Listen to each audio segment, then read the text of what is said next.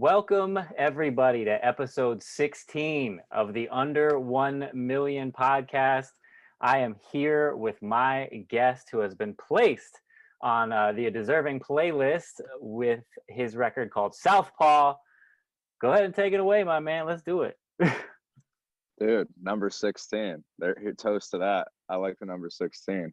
My name is Weston. I'm an artist from Canton, Ohio, rapper, currently living in Nashville, Tennessee. And here I am sitting outside on my stoop on a beautiful day. Hope you're doing well. We got the Stoop Kid here today, everybody. Stoop Kid's in the building.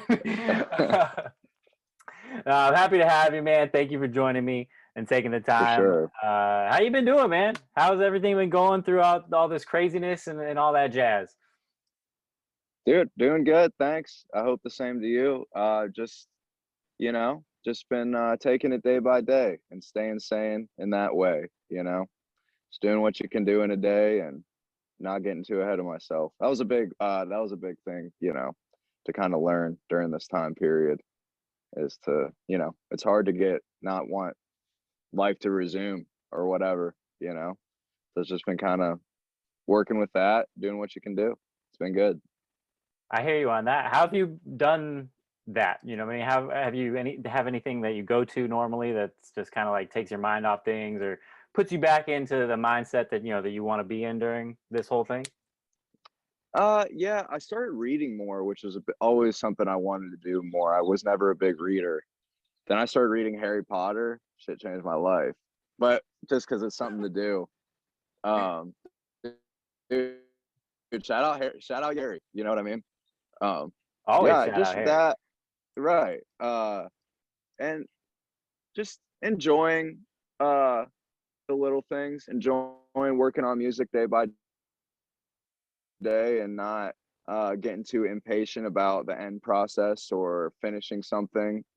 Just realize it's kind of the steps you got to take to make it happen. It's just chiseling away. It's been good. Now, why did it take you so long to read Harry Potter?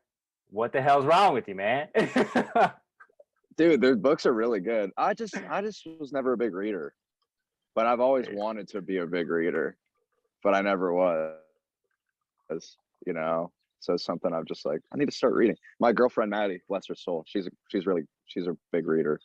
So she's kind of influenced me to read more, I'm basically just talking shit. I only read one Harry Potter book, and then the movie started coming out, and then what I gotta read the books, right? I know I can just watch the story.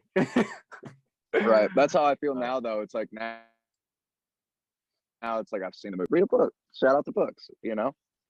I hear you, but I mean, reading books, honestly, that's something that I wish I was more into. I've always tried. It's kind of like you. Like, I've always wanted to be that guy, that reader that can share something that they've learned, that's knowledgeable, that somebody else might be able to learn from through a book. But it's just it's one of those things that's just super difficult for me to get into. I don't know, not a reader. Totally. What's your favorite book? Do you have a favorite book that you can share with us? Yeah. I don't. I've been suggested a lot of books. A lot of my friends like really old books, but I haven't started reading any of them yet. Like books that are like very like life meaning fiction kind of thing, but my friends also preface it with like, these books are like really long, so you might want to start lighter first, but which I always thought was interesting. I'm like, it's funny that people's favorite books are like big ass books. I don't really have a favorite book. I guess it would be Harry Potter, but that's not really fair. That's just the most recent one I've read. It's all good. I won't press you on that too much, but I can't really. I guess I'd have to. I'll share a book with you. Maybe you'll add this to your list to read. It's actually a series, but the one that I can remember the name to, it's called A Voice in the Wind. And I actually read the book in high school. And it's a super dope book. It's back like gladiator times, that type of stuff, and it's just a real cool story. So add that to your list, and I think definitely you'll enjoy that one. I like that title a lot. It's a good title. Yes. I'm big on titles. Yeah. A Voice in the Wind, and the other one is An Echo in the Darkness. There it is. It came to me right there as I was moving back to on. back. Nice. Yeah, those sound great. Absolutely. I gotta ask you, man. Moving on from books, because I can't I can't get too in depth on any book topics, but Same. You being, well, not from Nashville, but living in Nashville. I got a friend that lives in Nashville. His name is Phil Barnes. I don't know. He's in music too. I don't know if you've heard the name around town. He's a pretty big deal. Just kidding. But no, I haven't. I haven't heard of Young Phil. It's all good. Look I've out had the for pleasure. him. Look out for him. But I gotta ask you, what is your favorite place to eat in Nashville? I've heard of all the types of good stuff you got up there, and I'm always looking for recommendations when I make the trip. What names can you Okay. Well, I'll say two. Well, I could name more than two, but the first two that come to mind. The first place that was my favorite is called Prince's Hot Chicken, but the original one burnt down like a year or two ago, and it didn't reopen. But they still have I think one or two other locations. But if you've never had hot chicken's really good. It's kind of like a staple of Nashville, and it's really good. It's just like really hot fried chicken, beautiful, straight from the soul. You know, it's like a good. It's like we're getting hot chicken today. It's a thing, you know. Got a little too hot. Apparently, the place burned down. Chicken's too hot. Well, dude, it's a dangerous game. You know, my cousin would always get like the extra hot, and I'm not kidding. It's not like I like spicy food. I like to think I do at least. The spicy flavors are like hot, dude. They're like really, really spicy. It's crazy. My man's just like sweating eating it. I'm just eating like hot and I'm sweating, but it's really good. It's served on top of white bread. So after you eat the chicken, you just got like some greasy white bread to eat with some pickles. Nice. Beautiful. Oh, I love spicy food, dude. So that sounds good. Dude, I have to say this before you move on to another restaurant, because there's actually a record that I placed on the list, and it was actually in the Deserving Madness tournament, called Hot Chicken, and an artist, his name is Ramakazi. Nice. That's his record, and it's actually, they created the record in that restaurant. So there you go, man. Full circle. What? That's crazy. Yes, that's awesome. Wow, that's nuts. Shout out to Ramakazi. That's awesome. Wow. Anything else? Yeah, there's a taco place called Moss Tacos that's really good that me and my girlfriend just ate at a couple days ago. We hadn't had it for a really long time. Super good, just like tacos, you know. It's great. Get you a margarita. Margaritas. Little elote, you know. I'm a sucker for a margarita. Yeah, totally. It's good stuff. Bring me back, man. Bring me back to young Weston, growing up in Canton, Ohio. What led you to become a rapper or a hip hop artist, if you will? It was just one of those things where just hip hop, you know, that's what you and all your friends listen to, and it's just like, that's all. It's just, I loved it since I was a kid, but then it turns into like, you're with your friends, you might start smoking weed for the first time, whatever. It doesn't have to do with weed or anything. It's just like your friends are like, let's rap, and then it gets to your turn to rap, and you rap, and everyone's like, whoa, dude, you're pretty good, you should do this, you know. And it started with that, and then Don Kenobi, one of my good friends, one of my old friends, dude. I've known Don Kenobi since like 6th grade. He just put out a new album called In Due Time. Really good album. Shout out to my guy. We had like a freshman class together. I think it was chemistry, and we did a mole day rap. I can't remember what that is in chemistry. It doesn't have to do with the mole, the animal. It's like a number. It is a number. I can't remember though. Okay. All I remember about Mole Day is they actually made us make these like little cloth moles at my school. Well, that's cool. That's all I remember. Well, we were afforded the opportunity to get creative with it. I think our teacher's name was Miss Whitaker. Shout out to Miss W. I never called her Miss W, but Miss Whitaker. And we did, me, Don Kenobi, and our friend Ian O'Neill, we decided to do a mole day rap. And I remember after that, people were like, yo, man, you got to rap. And this other friend of ours that we had in high school, her name was Sandra. She was like, you actually need to get like a microphone. And I was like, a microphone. She's like, and you need to plug it into your computer and record into it. And you need to do like, so anyway, me and my friends put some money together and got like a cheap little microphone and interface. And I just started, you know, recording. My cousin Don lived in Chicago at the time. He was going to college to be an audio engineer at Columbia University in Chicago. And he was just like, dude, do your recordings at home and send them to me and I'll mix them for you. So, you know, I started just doing that, kind of learning about that world a little bit more. And I just loved it. And it was just kind of like something to do with your friends, something to do extracurricular for a kid. You know, it was because I did play sports and stuff, but like I wasn't crazy about, you know, a lot of like normal extracurriculars, but when I figured out music and rapping, and just really not just rapping, but just finding some of my favorite instrumentals by Ninth Wonder, Jay Dilla, Kanye West, and not knowing who those artists were. Well, I knew who Kanye was, but didn't really know who Jay Dilla and Ninth Wonder were. And just like writing to those beats, because I'm just like, at this point, I'm just like a 16-year-old kid being like, I just want to find the best. I love these beats. Like, I just want to find the best beats and write raps to them. And just having that to do as a kid to kind of like push yourself in a very natural way to like kind of get good at something just sheerly because you enjoy doing it. You know, that's really kind of how it started for me.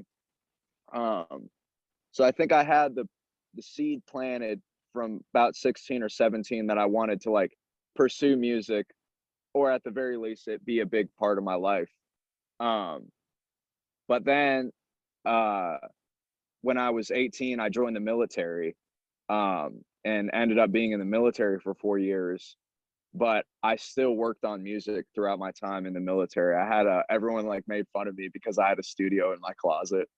And people would like come in for like an inspection, like a room inspection, to check how clean your room is. And they like open my closet and there'd just be like a microphone with blankets draped around it. They're like, what are you doing in here? I'm like, I'm making music. Which is funny. So it's just, you know, yeah, I think that's a big part of the origin of how it started for me. Yeah. Now, is all that still when you lived in Canton, or had you already made the move to Nashville? No, I didn't move to Nashville till I got out of the military in 2017. So I got out of the military in 2017. I was stationed in California. I moved to Nashville because my cousin Don, I was telling you about, was living here and producing music and engineering music. So he was like, move here if you want to pursue music and we'll do stuff together. So that kind of started that ball rolling. So I moved here, found, you know, didn't know shit. Can I cuss? I'm sorry. Can I curse? I don't absolutely cuss away, my man. Okay. God bless. I mean, I'm not really trying to, it just slips out, but it's all good. So thanks. So I moved here, didn't know anything about Nashville. And then one of my buddies, Sean, was like, who I didn't know yet. He was a good friend of my cousin Don. You know, we were like kind of meeting in passing. And he was like, so you're like a rapper, right? And I'm like, yeah, dude, absolutely. And he's like, well, there's this thing at this place called the Bearded Iris, which is a great local brewery here. Shout out to them, man. Best brew in town. One of the best. I don't know. I'm not trying to start any fights there. But he was like, dude, this place called Bearded Iris, because every Tuesday night they have a cipher. And I was like, there's a cipher here every week? And he was like, yeah, dude. So as soon as I found out about it, I went, and dude, I got there, didn't know what to expect. There's this dude with just turntable set up, you know, spinning vinyl discs, vinyl records of instrumentals, and people are just passing the microphone, rapping over them, just freestyling over them. And that was really like my big dive into like the hip hop scene here, because it's how I met a ton of people. And just not only that, but it was just like, it gave me a reason to be able to go rap once a week and just like be around other people and just like hanging out and just, you know, kind of living in that world more. And yeah, it was awesome. Nashville has an awesome hip hop scene that I don't want to say people don't know about, but folks on the outside don't really know, you know, but it's great. Yeah. I really wish there was more places like that around here, man. I'm in South Florida, and that's really one of the hardest things to do is find um, a venue that is hip hop friendly, or will even accept hip hop into the venue. Obviously, now I say South Florida, and everybody thinks of Miami, and there is a ton of places like that in Miami, but Interesting. I'm about an hour and a half drive from Miami, so it's not super easily accessible. So where I'm at, it's just not a real big thing, at least for live music. You got the clubs that'll, you know, they'll play hip hop music, but Yeah. for live performance, man, it's a struggle. But getting more into Yeah. the Nashville hip hop scene, because you know, you think of Nashville, obviously you think of music, but you don't really think of hip hop Totally. first. Like, what exactly is the hip hop scene like in Nashville? I got into this a little bit with Don when I had him on the podcast, but I want to hear from you too. Well, I mean, it's pretty community driven and very um in touch, you know. It's there's people are accessible, artists are accessible, you know. There's like before COVID and everything, there was a lot of this going on, all the like dope small venue as shows where you can just go see people perform that are off, but also just meet people because it's just like cool like that, you know. And just a lot of functions going on. And Nashville's really big on collaboration, you know. The art of songwriting, uh I think has a lot to do with collaboration. So there's a lot of that in any genre here. So it's like a lot of meeting people, building working relationships with people, just building friendships. And there's a lot of some of my favorite music over the past few years is from artists uh that are from here. Can you still see me? I lost your video feed, but I can hear you Okay, though. I'm sorry. It's all good. Well, dude, I was gonna name some hip hop artists I like here, but I don't want to forget anybody. But dude, there's so much music to check out. You got to get with me after this, and I'll send you a list of artists locally that I really fuck with, because there's so many great ones who are my personal good friends, or even just people I don't really know, but I listen to their music and I'm like, dude, I really love this music, you know. So it's great, man. It's really, I think it's on its way to reaching more audiences than it already is at this level in Nashville, you know. So it's a good place to be a part of, I think. A good place to be at this time, especially coming off the end of COVID, shows starting to happen again, working with people is starting to happen again, and just like letting that start flowing, I think it's going to be a pretty powerful thing. I love hearing that, and anytime I talk with any artist and they tend to want to point out all the other talent around them, it's very refreshing for me, because that's something I don't see a lot. Again, here in South Florida, I mentioned this before on the pod, but it's just like it's something worth bringing up, because I think a lot of artists run into this. It's hip hop can be a very closed off game for a lot of artists that are in it. For whatever reason, I feel like a lot of rappers don't want to share knowledge. Or share anything, or just share an artist that they like and say, "Yo, this guy's dope. You should listen to him too. Maybe you should work with him." Whatever it might be. I don't get that a lot here, so I love hearing that. Yeah. No, totally. Yeah. I just personally, as me, I just want to. That's just kind of my. I just like I like being a part of stuff, even if it's not just about like what I'm doing, you know. But I like what I do too. It's just like it's about the coexisting of it all, you know. I just love I just love making music. I just love music, you know. So it's a pretty easy thing to do in that regard. When you genuinely like what someone else is doing, or you know, it's like, hell yeah, that's awesome, rock on, you know. Absolutely. I know you take maybe not a lot, but you take inspiration from Mac Miller, correct? I have to ask you that question. Sure. What Yeah, that's funny. That I get that. I definitely get that a lot. Okay. Totally. Yeah. Yeah, I get that a lot. But yeah, totally.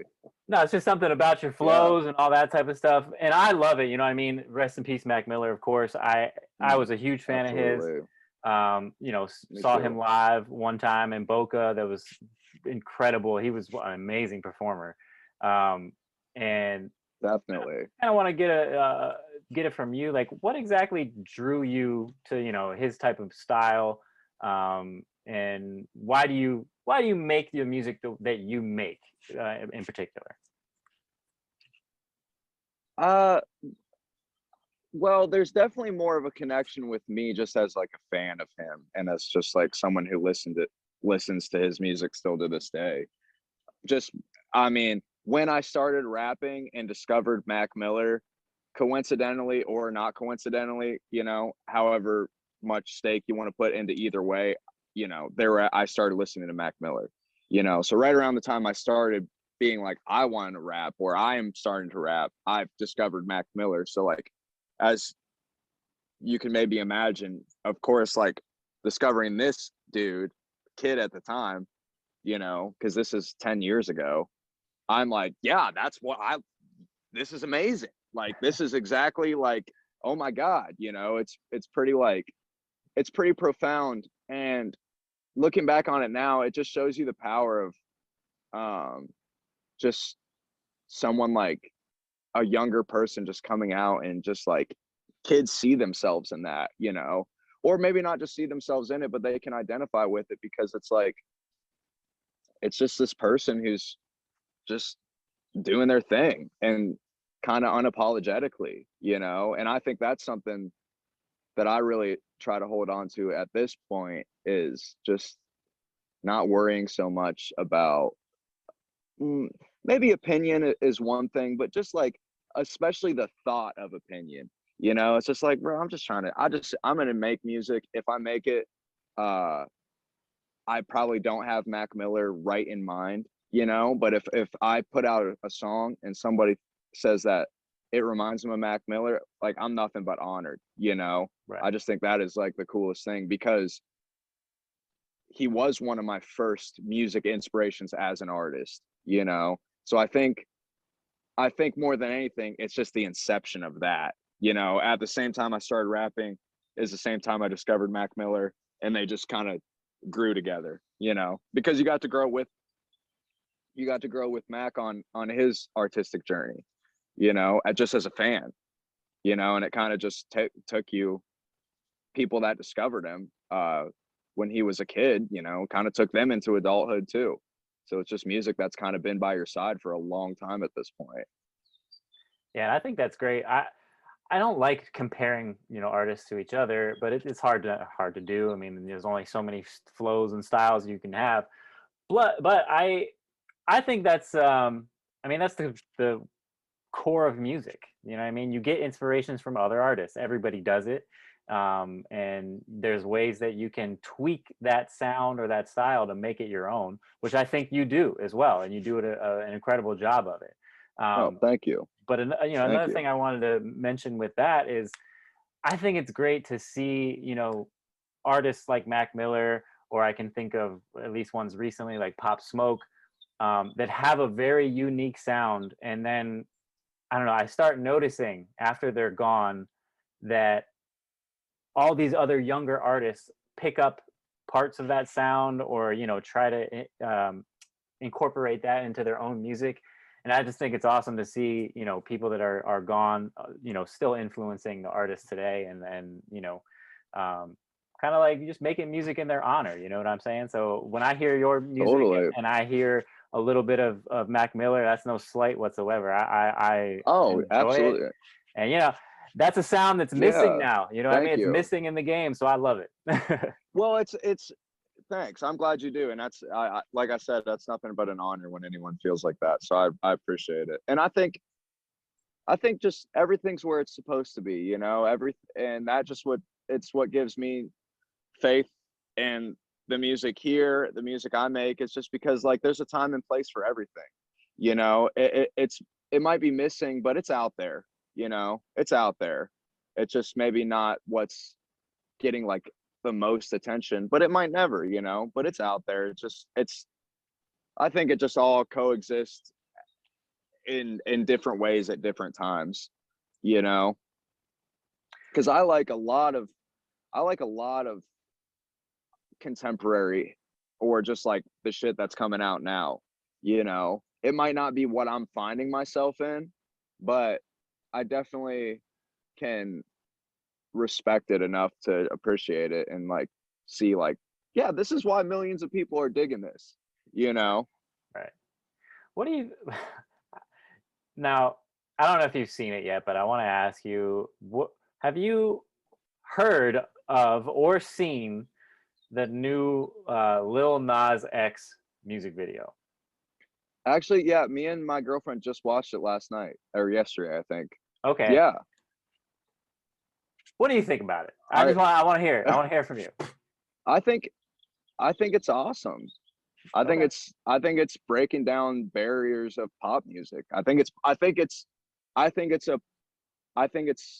next level pop music, or not just pop to put it in a genre, but like production wise and everything that goes into it.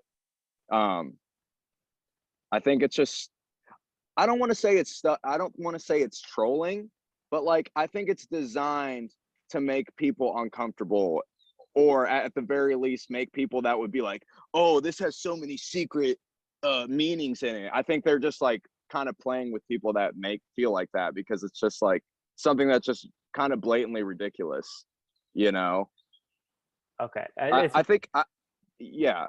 No, it's good. It doesn't, I don't watch it and be upset, or like I don't watch it and have like a negative connotation to take away from it. Because it's like I was saying about other music, it's like, just because I don't love something, or just because it's not something I'm gonna listen to on repeat, it's like, hey, do your thing. That guy's, I mean, that's as high level of a music video as you can make. It's next level production, it's next level animation. It's like it's pushing boundaries. It's for one, it's allowing somebody that you've never really seen in that kind of position be the one to push the boundary. And I think it's necessary, because in our world has stifled so many people for so long, that it's like, of course things are going to happen, and boundaries are going to get pushed, and feelings are going to get hurt because they haven't been before. So it's kind of like a necessary evil. Yeah, and I definitely wasn't trying to, catch you off guard with that question, because I took the same approach to it when I saw it. And like, yeah, is it something that I would listen to or watch every day? Probably not. But at the same time, I mean, it was a pretty good song. You know what I'm saying? Like, it was a pretty good song. And yeah, the video was wild, but that's just kind of the way it is these days. Like, you kind of have to put some wild shit if you're trying to get noticed like that. And not to say it was clout chasing or anything of that nature, but no, because he's already, it's not, you're right, it's not, because like Lil Nas X is already like, right, everyone already knew who that was. It's not, that's not like his first record. Exactly. And I hate anybody that will point to the fact like, oh, well, this guy is, he's huge with our youth. Like, kids love him. Why would he put out a record like this? But he never asked for kids to like him. You know what I'm saying? Well, yeah. And it's like, that's what people were saying about Cherry Pie too in the 80s. Yeah. It's like, it's all just like relative to the time period. It's like people have to listen to like records like Cherry Pie or just like Poison or whatever, and just like be like, this is dirty, or whatever. This is evil. And it's like, now you look back on it and it's just like, well, I mean, I don't know. It's a lot of things, but you know what I'm saying? It's like, it's art, man. It's art. It's art. Exactly. Well put. Yeah, totally. It's just, and art is, I don't know. What did Lil Wayne say? He's like, don't let the world judge you. Make the world be your mirror, because the mirror can't judge you. And it's like, what did he just say? It's like, did he just say like the most profound thing ever?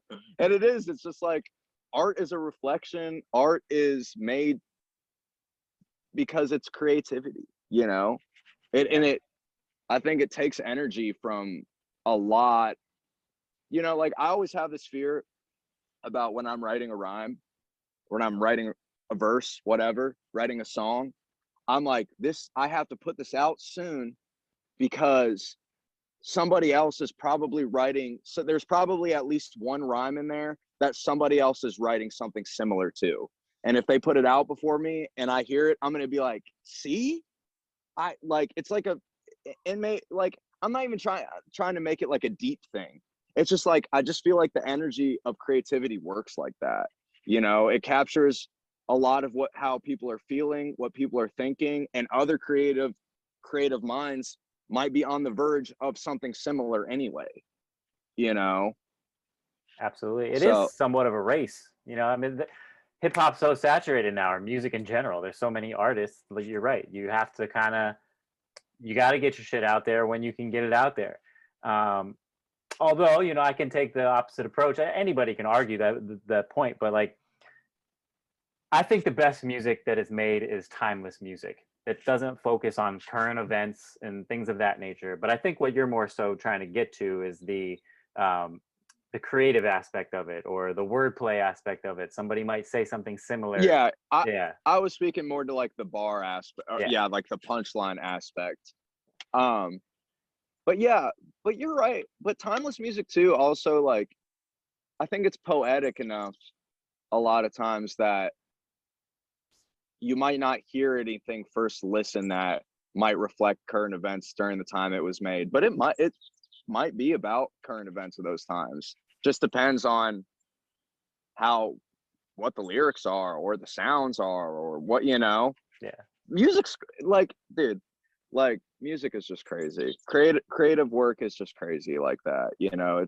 The shit's just like, there's no limit to it, and there's no limit in the sense of like, it could be as shallow as it wants to be, or it can be as deep as the ocean. It just doesn't really matter. It's just, you know. And especially like, there's this dope interview of Nas, like OG Nas, you know, Illmatic Nas, sitting down with like a Harvard professor, and she's kind of like dissecting his lyrics. And he brings up a good point of like, she was like asking him questions about his lyrics, and she was like, so does this mean this? And he was like, it does now. He's like, I didn't write it with that intention, but like, people listen to things and take things away from it that the artist never even was thinking about as they were making it, you know. So it's a pretty vast world, I feel like, you know. It's the same thing with I always try to compare music with paintings or drawings, whatever you want to, whatever, you know, picture art, because there's a level of sophistication to art when it comes to paintings, or at least fans that enjoy, you know, art like that. I feel like it's a little bit more common to have a friendly conversation of like, oh, well, I think this means this, and then go back and forth with the other person. But when it comes to music, it's just a big argument. It's, oh, that's not what he meant. You know, he meant this. He was trying to sneak this dude and all that. It's like, bro, it doesn't fucking matter. Do you enjoy the song or not? That's what really should matter. But yeah, no, for sure. I think our time period is weird because like everything on like every like blog or whatever on Instagram, it's always about like, it's always like a topic of controversy how they're giving you something. So it's like if a blog reposted our conversation, you know, the caption would be like, is this trash or not? Comment below. Yeah. Is this new song good or not? Comment below. What does this song mean to you? Comment. It's like, not, it's all based on like pass or fail, which like, how can music or anything really be pass or fail? You know, because there's no really like right or wrong. There's just there's just individual opinion. You know, why do you think we got into that? Like, what do you think led into people needing to be right and wrong when it comes to just something that's completely opinionated in the first place? I have no idea, honestly. it makes me have abstract regrets when I see it. It just makes me be like, What I do you should mean have by tried to be an astronaut. It makes me be like, I should have tried to be an astronaut. Like, how sick would it? How sick would it be like if I was just sitting here and instead of like I was just an astronaut, or even maybe I was out in space having this conversation, and I was just an astronaut. I'm like, bro, I don't even have Instagram in space. They don't have it yet, you know. Hey, they're building a hotel in space, man. Supposed to be there by Really? 2027. That's at least that's the timeline they're giving. There's supposed to be a You going? hotel in space. There's no way in hell I would ever go in space unless the Earth was about to explode and we all had to. Not a chance. I always joke with my girlfriend. I'm like, if like a general of some kind, I don't know what he'd be the general of, but if a general of some kind came to our house and was like, do you want to be an astronaut? I would be like, yes, I'll go now. I'm like, yes, bro, I'm trying to go. But I'm afraid of heights, bro. I'm afraid of heights, so space is the last place I want to go. Me too. Like, but like the same reason I do music is the same reason I would go to space. And it's just that thing that you're like, I'm so scared to do this, but I know that I have to do it. It's like doing a show or a performance, you know? I always like I get like absurdly nervous, but not in a way where I'm like showing it, you know? But in my heart, you know, it's just like adrenaline. But I'm like, I'm scared to do it because like I know that like I need to do it. Like it's gonna feel good to like overcome those fears every time, because it's just like, and maybe that's just like human nature, and it's just satisfying to like overcome fear of any caliber, no matter how big or small, you know. And maybe that's maybe human nature thing with like where our society is with a lot of things, because nobody wants to feel like the odd man out, really, you know. Like one out of so many people will purposely want to be the odd man out, but like no one really wants to be the odd person out, you know. I think it's easier for people to feel like they're behind something, even if it is something that's like overall negative, you know, than for them to feel like they're not, or something, or maybe, I don't know, you know what I mean? Yeah, I mean, we have a very competitive culture as it is, specific or particularly in America. I mean, it's probably pretty much everywhere, but it's like everybody wants to be a part of a team. You know what I mean? And it's even in sports, like people duke it out. People have been murdered and killed over sports. You know what I'm saying? It's just so stupid. But it's like we just take things way too seriously, things that don't really matter. But you know, I don't know. Yeah, Is what it it's is. been happening. It definitely has been happening. Yeah. You know, Instagram is just an easy way to like look at it and be like, see, shit was never like this. And it's like, no, shit was like this. Shit was like this. There just wasn't Instagram before or something. I don't know. It's all that's a great point. So funny. Yeah. There's so much information. That's true. There's so much information out there to get. A lot of info out there. Yeah. For sure. Yeah, totally. Going back to what you kind of mentioned, you know, with gift and the curse. Sorry, my bad. But going back to what you mentioned before with with your shows, how you get nervous and whatnot. I'm the same way. I get super nervous before a show.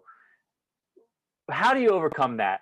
And you know, before you step on stage, is there like something you do, any like mantras you repeat to yourself, or is it just kind of like something you go up there and do, and when it's done, you feel the way you feel? Yeah, I think it's just like, I don't know. I don't have a mantra. I think I just kind of like embrace it. Well, at this point now, it's like I know what it is at this point. So of course I don't have to like tell myself anything, because I know like how my mind and body are trying to trick me to be nervous, but I know it's not really me being nervous at this point. It's just almost like my ritual of like, I'm going to feel nervous, but at this point I know that like it's not going to follow me on stage, or it's not going to follow me in the sense that it's going to like hinder what I'm about to do. You know, I think I just like embrace it and have fun. And like, I really like comedy. Like I'm not really versed in like stand-up comedy. Obviously I love some comedians, but I really like the art of stand-up comedy. And I think that's something like the showmanship of that is something that's good to carry over into doing shows and stuff, because it's still, you're just entertaining people. So when people are able to look at you and you're kind of like this source of like calm, collected energy, or whatever you want your energy to be, just like a comedian would when they're about to tell a joke, it just allows for like you to just be up there and people like kind of tune in, because you're an MC. You got the mic, but you don't have to yell to have people's attention. You just can like be the focal point when you just like embrace it and just take a breath and be like, what's up? Yeah. I have so much respect for comedians, man. I feel like being a stand-up comic is probably the most difficult form of entertainment you can do, because it's you, only you. There's not even a music, you know what I'm saying? They like build energy. It's just you talking. But I feel you on that. I have always compared, stand-up comedy to performing music. But have you ever fucked up mid-show? Oh yeah. Yeah, then I just start freestyling. I'm not going to let you get away with a nod. You got to tell me about tell me about maybe the biggest fuck up you ever made on stage and how you dealt through it. I don't really have a super big one that was like this embarrassing moment, but I will say I did like my first live performance in over a year the other night, last Thursday, I think it was. And I don't know if you're familiar with this. Do you know what a writer's round is? No. So yeah, like, sure. yeah. So, 3 or 4 artists on stage, or songwriters, whatever, take turns performing a song. And so I did one of those, which was really fun. Shout out to my homie Hugh G, who invited me to do that. It was super fun. But the sound engineer playing the beats, I got like halfway through performing a song and the beat just started over. And I was like, oh, why'd the beat just start over? But like it, you have that split second to either be like, oh, something happened, or just be like, fuck it. You just kind of got to roll with it. So I just started laughing about it kind of. And then I just like performed the song a little bit. And then I just started freestyling and like not really caring, because it's like, it doesn't have, and that's why I like comedy, because it's like, if a joke flatlines, you're not going to like just keep beating it. You're just going to keep going forward, So I will say I did get embarrassed internally, because I was like, but I was just like, then I just started freestyling. I was like rhyming about like feng shui and runways. I don't know. And I was just, it was fun, it was whatever. But I think that's the art of not overthinking. That's what it's all about. Just don't overthink it. Just don't make it a thing. Just go. Just do it. I like it. I like it. That's something, honestly, I've struggled with in the past. I get in my head, man. I've fucked up on stage before, and I've let it get to me, and it got worse. And it's just kind of like, oh my God. And I beat myself up afterwards. And then, what I'm saying? It's just like, damn, why the fuck did I do that? I should have taken your approach, you know what I'm saying, and just rolled with it. But it's easy to beat yourself up. I think it's not to take anything away from you or me, who would say the same thing. I think everyone's hard on themselves in different ways, and you just don't have to be. You just really.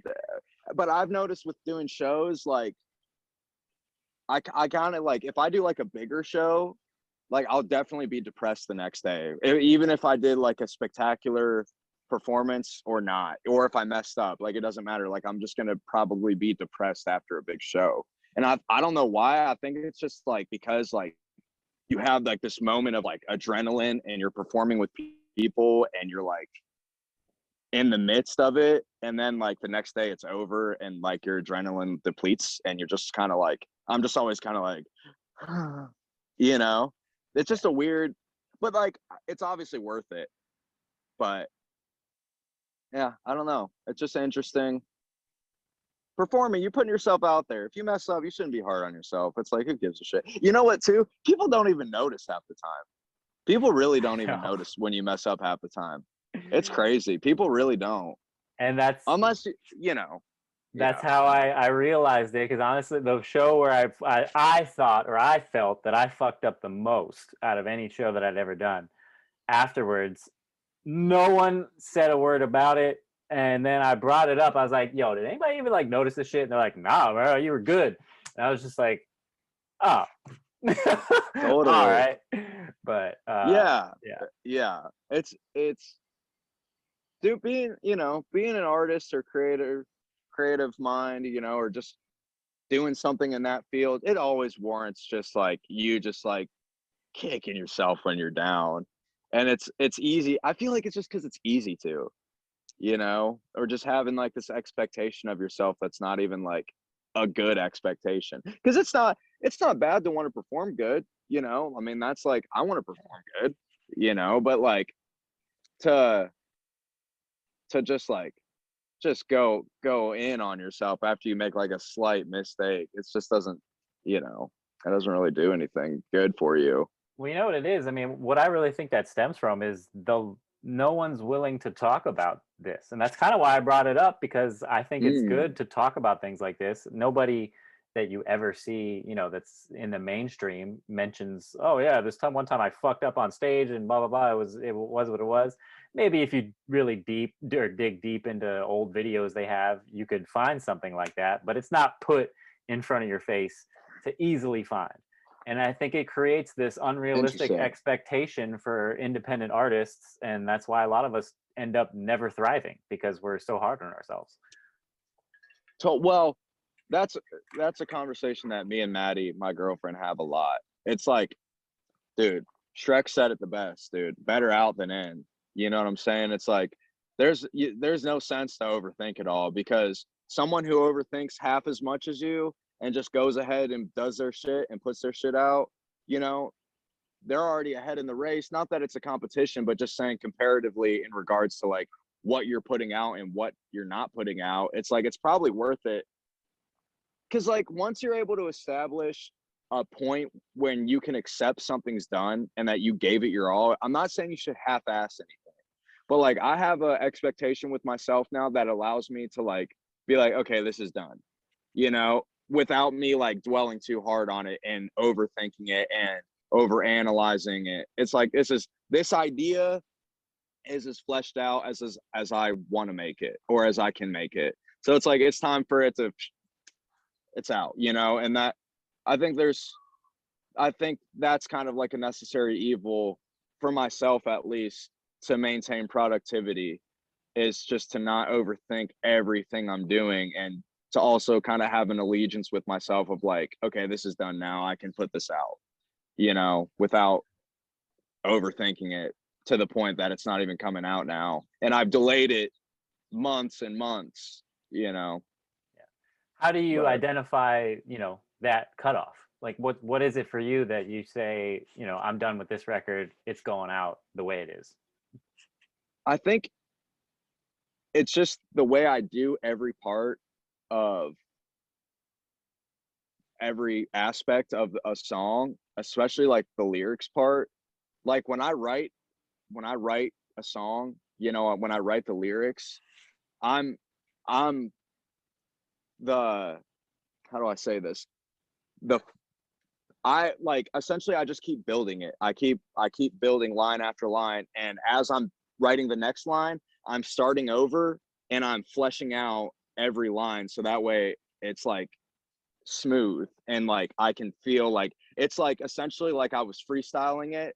And when I'm freestyling the lyrics to myself, I can feel when there's like, ooh, this one part of the flow, like I got to change the words around because it's not smooth, So as I'm writing the song, I can't think of the word, but I'm kind of like fixing up everything along the way. Proofreading? Yeah, I'm definitely proofreading it. So that way, by the time I'm done writing it, I can recite it to myself like I was performing it live. That way I'm like, okay, boom, the lyrics are done. Now let me take it over to the recording side and record the song. I usually won't record a song until the beat's done, so whether I'm collaborating with somebody and using their beat, or I'm making the beat myself, like if I'm making the beat myself, I'm probably not going to put the lyrics on it until I've done everything I can production wise to the beat. That way, by the time I put the lyrics down, I have everything sitting there and I can just like evaluate it from there and feel and just see how I feel about it. And then by that time, you know, after it's mixed and mastered, I'm like, yep, this is it, you know. That makes sense. I take a similar approach, but I didn't know that you did production too. I did not know that.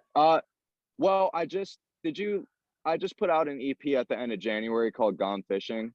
Yeah. That was the first thing I put out that I produced on, that I did all the production for. That's a fairly new venture for me, but it's definitely something at this point now has become a big part of what I'm doing, because once you start doing it, it's kind of like, it's always going to be a part of your process, right. You know? I understand that. I did not know that, but and you saying that, so you produced the entire project of the Gone Fishing project? I did, yeah. Wow, man. Yeah, dude. Yeah. Phenomenal job, because I'll say this. Thanks, man. I felt like it, because I've listened to your entire catalog, but oh, dude, shout out to you. I appreciate that a lot. For sure. But like, so listening through to some of your older stuff, and then listening to Gone Fishing. I actually started with Gone Fishing, but then kind of re-listened through to everything, and then ended with Gone Fishing after that. Hell yeah.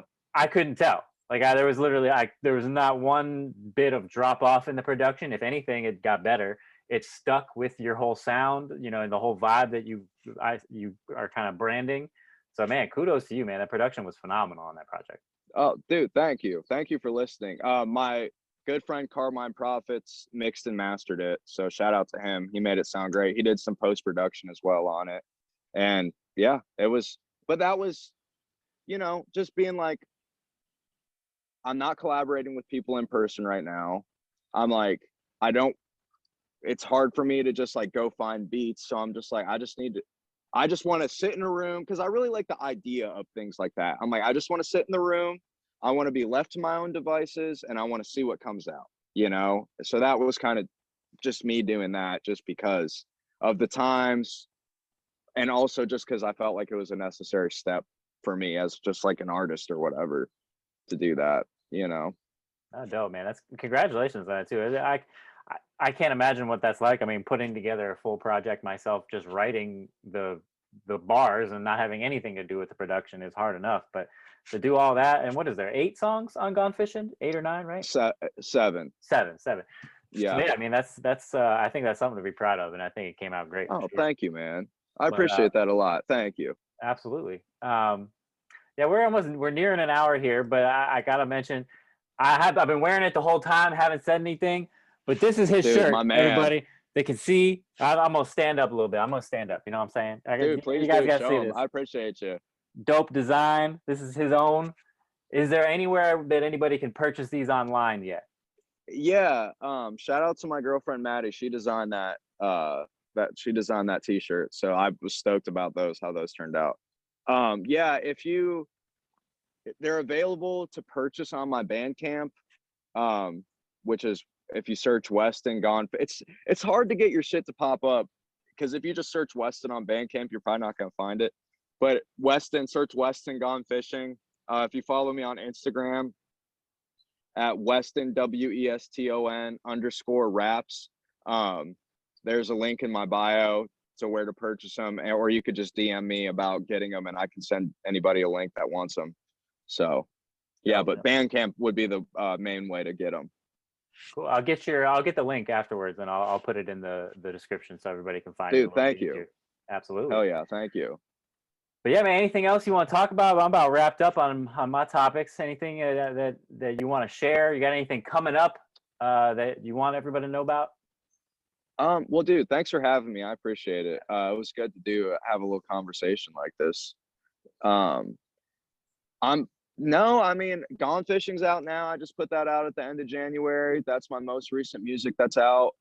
More stuff's coming soon. I'm working on music, but that's, if you want to check my music out, I'd be honored. God bless you. Gone Fishing. Man, that's about all the self-promo I got. I hope everyone's doing good out there, man. God bless. That's about it. Weston, I appreciate you coming on, man, taking the time.